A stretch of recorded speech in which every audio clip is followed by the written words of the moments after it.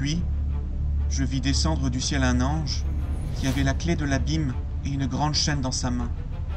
Il saisit le dragon, le serpent ancien qui est le diable et Satan, et le lia pour 1000 ans. Il le jeta dans l'abîme, ferma et scella l'entrée au-dessus de lui, afin qu'il ne séduise plus les nations, jusqu'à ce que les 1000 ans soient accomplis. Après cela, il faut qu'il soit délié pour un peu de temps. Alors, comment comprendre ces 1000 ans? Millénium littéral ou métaphorique? Alors bonjour, je m'appelle Pascal Deneau, je suis Canadien, mais ici, on se présente plutôt comme des Québécois, des Canadiens français. Et donc, je suis pasteur d'une église réformée baptiste à Saint-Jérôme, près de Montréal. Et donc, je suis marié, père de 4 enfants, et puis très intéressé à la théologie et en particulier à l'eschatologie, ce qui concerne les choses de la fin, l'accomplissement des promesses de Dieu en Jésus-Christ. Bonjour, je m'appelle Florent Varac, je suis pasteur dans la région lyonnaise.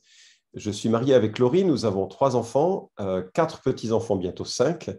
Et j'ai la joie de participer maintenant davantage à la formation de leaders dans différents coins du monde où notre mission, où nos églises se trouvent. Et j'anime également une chronique régulière sur le site de toutpoursagloire.com qui s'intitule « Un pasteur vous répond ». C'est un podcast hebdomadaire. Je suis né de nouveau dans une église qui, je crois, était beaucoup plus amillénariste ou en tout cas extrêmement prudente sur les questions de l'eschatologie. Et c'est une conviction qui est née de différentes lectures et puis de l'influence de missionnaires, notamment américains, avec qui je discutais pas mal. Et comme on le sait, en Amérique du Nord, c'est plus fréquent. Mais je crois que le livre de René Pache, Le Retour de Jésus-Christ, a été déterminant dans mes premières réflexions. Je crois que j'ai développé aussi une approche assez dispensationaliste. C'est quand même un modèle très complet et à l'excès, à mon sens. Et j'ai changé dans le sens où aujourd'hui, je suis beaucoup plus aligné avec la perspective dite progressive qui se rapproche quand même qui est beaucoup plus soft sur ces questions de dispensation. Et donc, mon avis a évolué, il s'est affiné. Aujourd'hui, je serais assez proche du prémillénarisme historique. Alors, je n'ai pas toujours eu la même opinion. Le milieu dans lequel j'ai grandi, et je dirais que la plupart des milieux évangéliques du Québec dans les années 80-90, et moi je suis venu au Seigneur à la fin des années 90, étaient fortement prémillénaristes et plutôt dispensationalistes dans l'approche. Alors, c'est la position que j'ai eue un peu par défaut.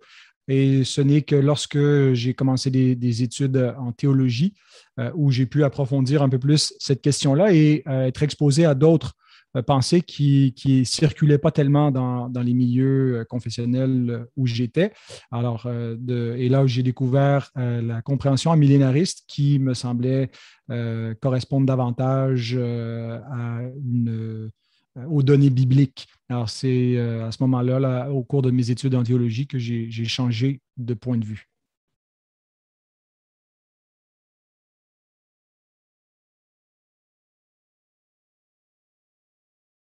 Alors, l'argument qui me convainc le plus de l'approche amillénariste, c'est l'emphase que le Nouveau Testament place sur l'accomplissement actuel des prophéties concernant la venue du royaume de Dieu, l'instauration du règne du fils de David, donc en la personne de Jésus-Christ, par sa résurrection, son ascension et sa session à la droite de Dieu. Et donc, l'idée que c'est déjà maintenant l'accomplissement de ce qui était attendu par les héritiers des Écritures de l'Ancienne Alliance qui attendaient la venue du Messie et du royaume. Donc, je considère qu'il ne faut pas regarder dans le futur pour voir l'accomplissement de ces promesses-là, mais que déjà maintenant, ces promesses sont accomplies en Jésus-Christ. Bien sûr, il y a un élément futur qui reste pour qu'il y ait un élément visible qui soit ajouté au règne de Christ, mais ce n'est pas pour que l'accomplissement des prophéties prenne effet. Les prophéties sont accompli. Il ne reste que le Christ revienne pour manifester de façon visible sa gloire, mais il règne présentement et donc il a vaincu le péché, la mort et le diable. Et je pense que c'est ce que Apocalypse 20 nous décrit dans des termes qui sont dans une littérature apocalyptique, donc plutôt symbolique, et non pas, ça ne nous prédit pas un règne futur, mais une description de son règne actuel et surtout de si on veut, sa dispensation spirituelle pour l'Église sur terre, mais l'Église aussi dans le ciel qui règne avec Christ.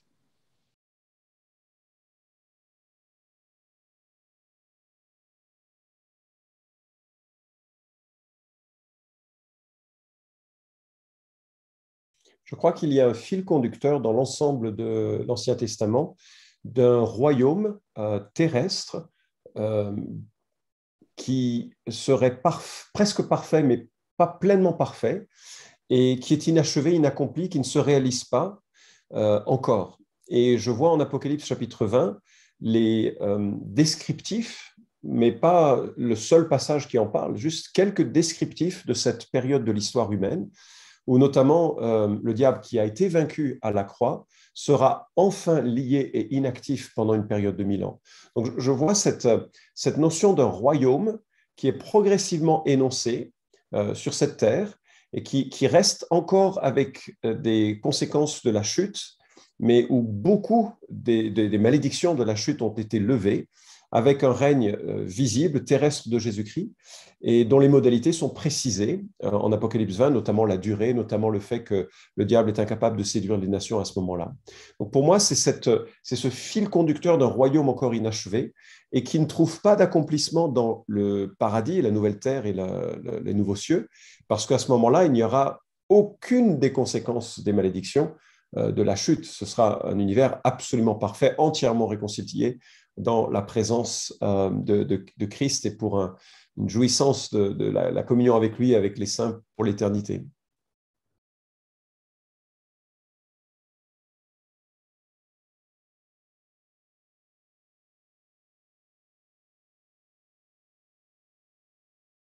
Des enjeux interprétatifs, principalement, comment on va interpréter tel ou tel texte de l'Ancien ou du Nouveau Testament. Des enjeux en ce qui a trait aussi à l'attente qu'on doit avoir, l'espérance du croyant, la façon aussi d'envisager le règne actuel de Christ et ce qui reste encore devant nous, la perspective qu'on peut avoir justement face aux persécutions, par exemple, qui persistent pour l'Église et comment est-ce qu'on doit considérer cette réalité ou les souffrances du temps présent avec un Christ régnant. Est-ce qu'il faut simplement attendre que Christ revienne pour proclamer qu'il est Seigneur sur toute chose, ou est-ce que déjà, tout en souffrant, on peut se voir comme plus que vainqueur? Alors, ça a un impact sur la façon de vivre et de vivre, entre autres, dans le siècle présent mauvais, comme citoyen des cieux et dans l'attente du siècle à venir. Je pense que l'enjeu reflète une certaine herméneutique, et en cela, c'est important parce que cette herméneutique, on va la suivre tout au long de l'ensemble de l'Écriture. Donc, effectivement, c'est un point important.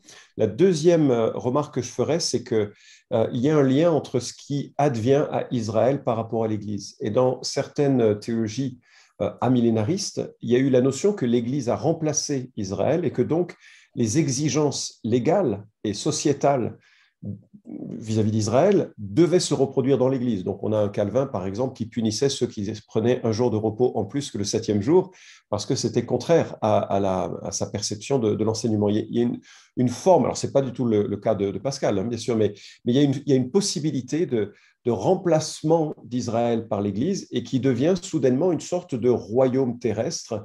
Et l'histoire montre que cette manière de voir l'Église avec le remplacement sur Israël a été dramatique en essayant d'instaurer des théocraties.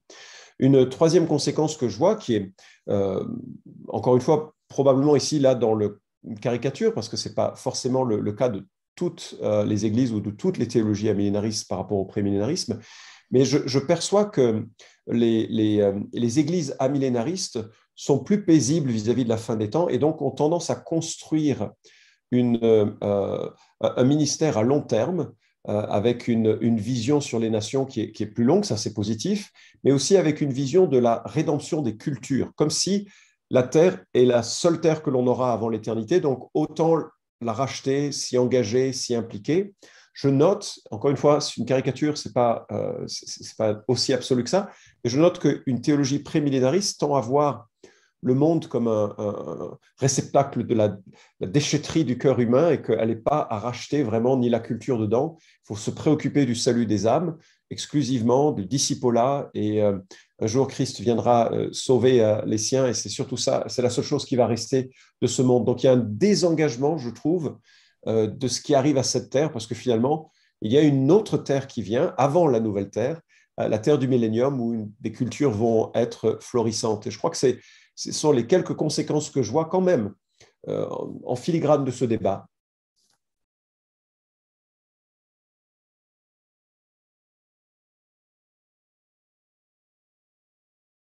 On peut aller seulement jusqu'à un certain point dans les échanges, mais on peut être beaucoup plus précis par l'écrit, faire intervenir les textes bibliques. Donc, la plus-value de lire le livre, ce sera qu'on aura des arguments peut-être moins généraux, mais plus précis, où on peut comparer une avec l'autre les deux positions et clarifier vraiment davantage cette question d'eschatologie, parce que peut-être que pour certains encore, ils ne sont pas encore c'est pas encore évident quel est l'enjeu et quelles sont les divergences interprétatives de ce passage, mais d'autres passages qui entrent en ligne de compte. Alors, je pense que le livre pourra être utile justement pour aller un petit peu plus loin. Je pense que c'est un sujet qui mérite l'attention. Il a été un petit peu mis de côté ces dernières années. La pandémie nous rappelle que la vie est difficile et que nous force un peu à réfléchir à notre espérance. Donc, le sujet de la fin des temps, le sujet de notre réunion avec Jésus est un sujet fascinant. À ce titre, il mérite d'être étudié, d'être compris. Et moi, le plus grand désir que j'ai, c'est que c'est pas forcément que les gens deviennent prémillénaristes parce que c'est pas le but, mais c'est que des gens aiment Jésus et aiment l'étude de cette question sur le retour de Christ. Et après, la position qu'ils auront, de toute façon, le Seigneur la corrigera pleinement lorsqu'il reviendra. Mais je crois que c'est pas un sujet à délaisser de façon un peu légère en disant oh, on verra bien. Non, il y a une manière de se préoccuper de ce temps glorieux de notre réunion auprès de Christ et ce livre, j'espère, y contribue.